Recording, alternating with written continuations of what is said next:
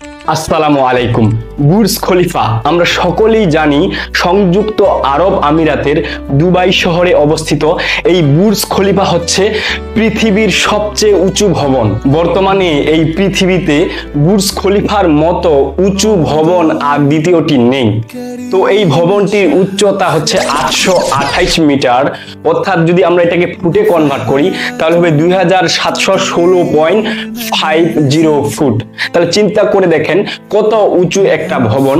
এটা আপনারা যদি চোখ দিয়ে এইভাবে তাকান দেখবেন হয়তোবা যে আপনার মনে হয় চোখ দৃষ্টি সীমা পর্যন্ত পৌঁছে যাচ্ছে, মনে হবে যে আকাশে মনে হয় বিল্ডিংটা লেগে আছে।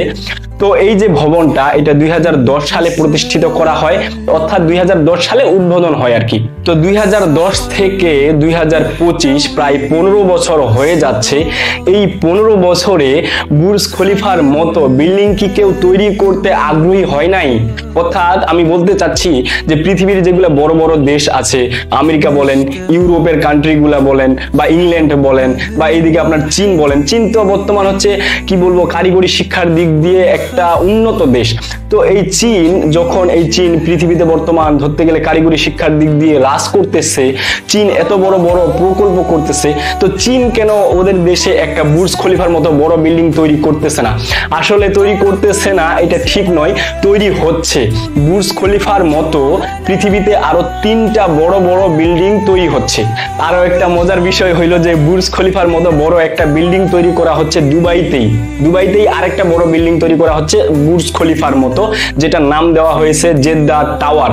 তো আসেন এই যে বুর্জ খলিফা তৈরি করা হইলো, বুর্জ খলিফা তৈরি করতে প্রায় খরচ হয়েছে $2 বিলিয়ন, অর্থাৎ 200 কোটি ডলার খরচ হয়েছে এই বুর্জ খলিফা তৈরি করতে। এটা যদি আমরা বাংলা টাকায় কনভার্ট করি তাহলে কয়েক হাজার কোটি টাকা হয়। তো আসেন এই যে বুর্জ খলিফা তৈরি হয়েছে, তো বুর্জ খলিফা তৈরি করতে কি তাদের কি লস হইলো নাকি? আসলে বুর্জ খলিফা তৈরি করে তাদের লস হয় নাই।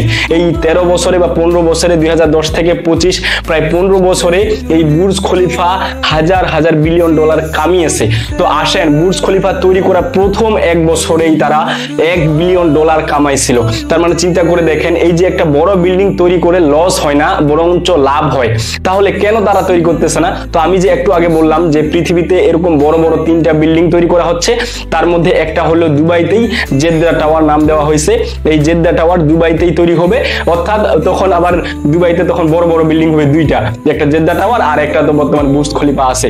তো যাই হোক এই যে তৈরি করা হচ্ছে, এই যে বড় বড় 3টা বিল্ডিং তৈরি করা হচ্ছে, এইগুলা তারা গবেষক যারা তৈরি করতেছে, যারা এই প্রকল্পগুলা করতেছে, যারা এই প্রকল্পগুলা হাতে নিছে, তো তারা বলছে যে এই প্রকল্পগুলা করতে করতে কমপ্লিট করতে করতে প্রায় আরো 10 বছর সময় লেগে যাবে।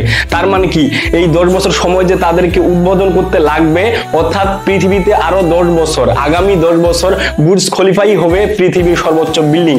অর্থাৎ এই আগামী 10 বছর পর্যন্ত বুর্জ খলিফাই পৃথিবীর সর্বোচ্চ বিল্ডিং হিসেবেই থাকবে। কারণ এইগুলা তৈরি করতে করতে যে বড় বড় 3টা বিল্ডিং তৈরি করা হচ্ছে, এইগুলা তৈরি করতে করতে আরো 10 বছর সময় লাগবে, মানে উদ্বোধন করতে আর কি। তৈরি হচ্ছে এখন, ওগুলোতে কাজ চলতেছে, কাজটা শেষ হইতে হইতে আরো 10 বছর লাগবে। ততদিন পর্যন্ত বুর্জ খলিফাই পৃথিবীর শ্রেষ্ঠ বিল্ডিং থাকবে বা উঁচু ভবন থাকবে।